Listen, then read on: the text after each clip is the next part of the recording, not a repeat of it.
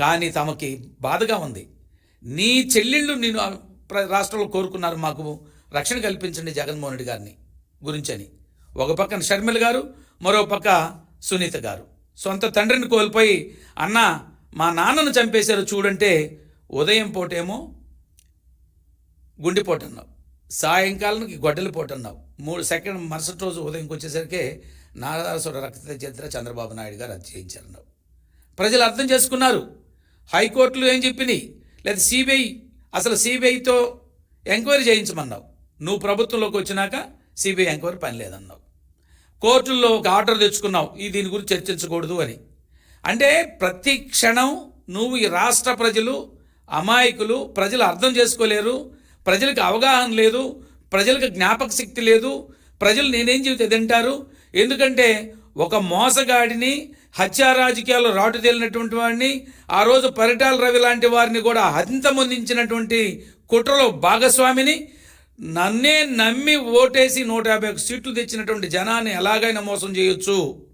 ఒకసారి ఈ మోసంని ప్రజలు అర్థం చేసుకుని తిరగొట్టారు. అయినా కూడా మరొకసారి మోసం చేయాలనే ఉద్దేశంతో నువ్వు చేస్తున్నటువంటి ప్రయత్నాలు ఏవైతున్నాయో ప్రజలు హర్షించే స్థితిలో లేరు, అంగీకరించే స్థితిలో లేరు. నీ హత్యా రాజకీయాలను జనం అర్థం చేసుకున్నారు. నువ్వెంత దుర్మార్గుడువో, ఆఖరికి చెల్లి, తల్లి అందరూ కూడా రోడ్ల వెంబడి తిరగాల్సిన పరిస్థితి వచ్చింది. నీ నుంచి రక్షణ వాళ్ళు కోరుకుంటున్నారు. ఇవాళ నిన్ను అంతమొందించాల్సిన అవసరం తెలుగుదేశం ప్రభుత్వానికి కానీ, ఈ కూటమికి కానీ ఎటువంటి పరిస్థితి లేదు, ఆలోచన లేదు.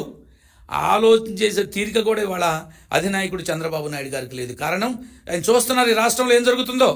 రాత్రంతా నిర్విరామంగా ఈ అధికారులతోటి, పోలీస్ అధికారులు, కలెక్టర్లతో, ఆఫీసులతో రివ్యూలు చేస్తూ రాష్ట్రాన్ని ఎలా గాడిన పెట్టాలి, ధ్వంసమైన ఆంధ్రప్రదేశ్ని ఎలా ముందుకు తీసుకెళ్ళాలి. ఒక పక్క హత్యా రాజకీయాల్లో రాష్ట్రం అల్లకొల్లమైంది. గంజాయి రాష్ట్రంగా, గంజాయి హబ్గా ఆంధ్రప్రదేశ్ భారతదేశంలోనే ఒక గంజాయి హబ్గా మిగిలిపోయినటువంటిది. లేకపోతే ఈ యొక్క చీప్ లిక్కర్ తోటి ప్రజల జీవితం చెలగాటాడావు. అనేక మంది రాజకీయ నాయకుల్ని జైల్లో తోసేసావు, అనేక మందిని చంపించావు. తోట చంద్ర అయినటువంటి పల్నాడులో జై జగన్ అనలేదని జై చంద్రబాబు నాయుడు గారు అన్నని గొంతు కోయించినటువంటి సంఘటన కాదా? గతంలో మాచర్లో జరిగిన సంఘటన, ఒక హత్యను పురస్కరించుకొని మా తెలుగుదేశం పార్టీ నాయకులు పోతే వాళ్ళ కారులతో ధ్వంసం చేసి వాళ్ళందరినీ రాక్షసంగా హింసించినటువంటి దాఖలా మీది కాదా? అంటే జనం మీరు మోసం చేయాలనుకుంటున్నారు. ఇంకా కూడా నిన్ను కనీసం ప్రతిపక్ష హోదా కూడా లేకుండా మిమ్మల్ని దారుణంగా ఓడించి ప్రజా జీవితం నుంచి బయటికి పంపించడానికి ప్రయత్నం చేస్తే ఇంకా సిగ్గు లేకుండా తగుదనమ్మంటూ గురువింద సామెతలాగా ఈరోజు వచ్చి నన్ను తెలుగుదేశం ప్రభుత్వం లేదా కూటమి ప్రభుత్వం అంతమొందించాలని చూస్తుంది. ఇవాళ Z+ కేటగిరీలో NSG సెక్యూరిటీలో ఉన్నాడు చంద్రబాబు నాయుడు గారు. ఆయనకి ఎంత సెక్యూరిటీ ఉంది? ఒక మాజీ ముఖ్యమంత్రిగా నీకెంత సెక్యూరిటీ ఇవ్వాల్సిన అవసరం ఉందో, ఎంతైతే పర్మిట్ ఉందో ఆ పర్మిషన్ ప్రకారం అధికారులు చెబుతున్నారు. దీంట్లో చంద్రబాబు నాయుడు గారి పాత్ర కానీ, తెలుగుదేశం ప్రభుత్వం కానీ, కూటమి ప్రభుత్వం కానీ పాత్ర లేదు. అది జనానికి తెలుసు. నువ్వు మసిపూసి మారేడుగా చేయాలనుకుంటున్నావు. నువ్వు మాటలు చెబితే ఏదన్నా తప్పుడు మాటలతోటి, అబద్ధాలతోటి ప్రచారం చేసుకొని గోవెల్స్ని మించిన ప్రచారం తమది. ప్రజలు మోసానికి గురవుతారు, ప్రజలు నమ్ముతారు, అమాయకులు అనుకుంటున్నాం. ప్రజలు చాలా విజ్ఞులు, చాలా విజ్ఞాన సంపన్నులు, చాలా తెలివితేటలు ఉంది, జ్ఞాపక శక్తి కూడా ఉంది. కాబట్టి 5 సంవత్సరాలు నువ్వు చేసిన నిర్వాకానికి విసిగి వేసారినటువంటి ఆంధ్ర ప్రజానీకం నిన్ను తరిమి కొట్టినా సిగ్గు రాకపోవటం శోచనీయం. చాలా బాధేస్తుంది మాకు.